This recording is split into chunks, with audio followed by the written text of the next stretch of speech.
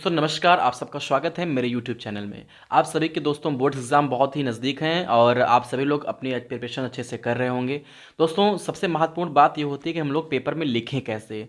तो सबसे पहले तो आपको बताना चाहूँगा कि पेपर में लिखते वक्त दोस्तों आप सभी को एक अच्छे तरीके से लिखना है, क्योंकि अगर आपने बेहतर लिखा है तो जो कॉपी चेक करने वाला है अगर वो इम्प्रेस होता है तो कहीं ना कहीं इसका बहुत लाभ होता है। कुछ लोग होते हैं कि लिख के बहुत अच्छा आते हैं, बाद में उनके मार्क्स कम आते हैं तो उनको लगता है कि कहाँ मेरे मार्क्स कट गए। तो दोस्तों अगर आपने आंसर तो बिल्कुल करेक्ट लिखा है लेकिन आपने सही ढंग से नहीं लिखा है, सही तरीके से नहीं लिखा है, तब भी प्रॉब्लम होती है एग्जामिनर को कॉपी चेक करने में। तो कुछ प्रमुख बातों का आप ध्यान रखेंगे तो बेहतर होगा। सबसे पहले आपको जितने क्वेश्चन लिखने हैं, जो क्वेश्चन आपको आ रहे हों, आप पहले उन्हीं क्वेश्चन को लिखिए। उसके बाद जो आपको टफ क्वेश्चन लगे, जिनमें कन्फ्यूजन है, उनको आप बात के लिए रख लीजिए, क्योंकि अगर आप पहले उन क्वेश्चन को हल करेंगे तो कहीं ना कहीं आपका माइंड डिस्ट्रैक्ट होगा और वहां से आप आसान क्वेश्चन को भी गलत कर सकते हो। दोस्तों आपको पेज नहीं छोड़ने हैं। ऐसा नहीं कि आपको पांचवा क्वेश्चन आ रहा है, चार क्वेश्चन नहीं आ रहे हैं तो आप चार पेज छोड़ देते हैं। आपको सीरियल से कोई दिक्कत नहीं है, आपको जो आए पहले आप उसको लिखिए।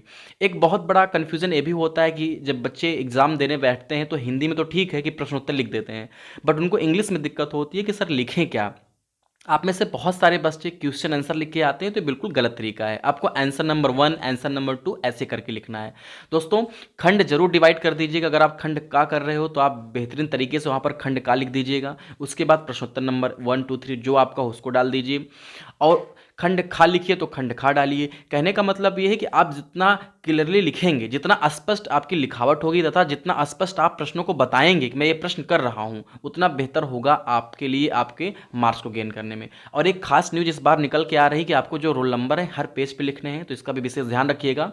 न्यूज़पेपर में भी आपने देखा होगा, पढ़ा होगा, सुना होगा कि रोल नंबर आपको हर पेज में लिखने हैं। और सबसे महत्वपूर्ण बात दोस्तों मैं आपको बताना चाहूँगा कि एग्जाम में आप क्या लिख के आते हैं, क्या नहीं लिख के आते हैं, ये तो महत्वपूर्ण है ही, लेकिन सर्वप्रथम सबसे महत्वपूर्ण चीज़ क्या है? सबसे महत्वपूर्ण चीज़ ये है कि जो आप पहला पेज भरते हो, जहाँ आपको अपने रोल नंबर भरने हैं, आपके सब्जेक्ट भरने हैं, आपको डेट डालना है, वो बिल्कुल गलत ना हो। उसको आप बार बार चेक कर लीजिए, उस पर पूरा वक्त दीजिए, क्योंकि आप अंदर बहुत अच्छा लिख के आते हो, आपके वही सारे क्वेश्चन गलत हो गए, आपने रोल नंबर गलत लिख दिया है, आपने एग्जाम इंग्लिश का पेपर है आपने कुछ और लिख दिया है, तो वहाँ पर आपको प्रॉब्लम्स क्रिएट हो सकती है दोस्तों। तो आप वहाँ पर ज़रूर सही लिख के आइएगा, उसको 2-3 बार मिलान कर लीजिएगा, और जो वेरिफिकेशन होता है वहाँ पर साइन करिएगा। और साइन सिग्नेचर में एक चीज़ ध्यान दीजिएगा कि आपने पहले पेपर में अगर हिंदी में करी है तो हिंदी में करते जाइएगा, इंग्लिश में करी है तो इंग्लिश में करते जाइएगा, मतलब सिग्नेचर आप चेंज मत करिएगा।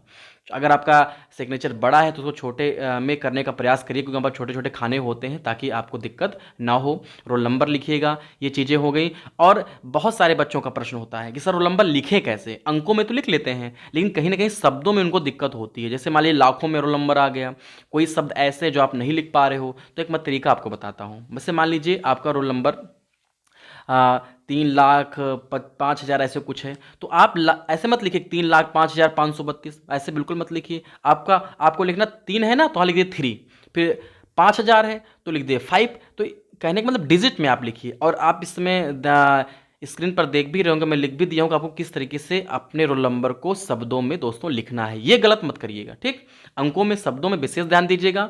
एग्जामिनेशन डेट जो है कौन किस दिन पेपर हो रहा है इसको ध्यान दीजिएगा। और हाँ, साइन सिग्नेचर जरूर अपने जो आपके उस समय कक्ष निरीक्षक हैं उनसे साइन जरूर करवा लीजिएगा दोस्तों, क्योंकि अक्सर बच्चे गलती करते हैं, या मान लीजिए कभी चेक करने वाले से साइन छूट जाती है तो आप भी ध्यान नहीं देते हो, तो ऐसे में आपको प्रॉब्लम फेस करनी पड़ सकती है। तो आप वहाँ पर सिग्नेचर जरूर करवा लीजिएगा अपने कक्ष निरीक्षक से, अगर कहीं गलती से वो साइन छूट जाती है। ऐसी बहुत सारी बातें हैं जिनका ध्यान हमें रखना है, और भी वीडियो के साथ मैं मिलूंगा आपको और भी आपको सुझाव दूंगा ताकि आपको कोई प्रॉब्लम ना हो। अगर आपके कोई क्वेश्चन हो तो आप कमेंट करके जरूर पूछ सकते हैं। धन्यवाद दोस्तों।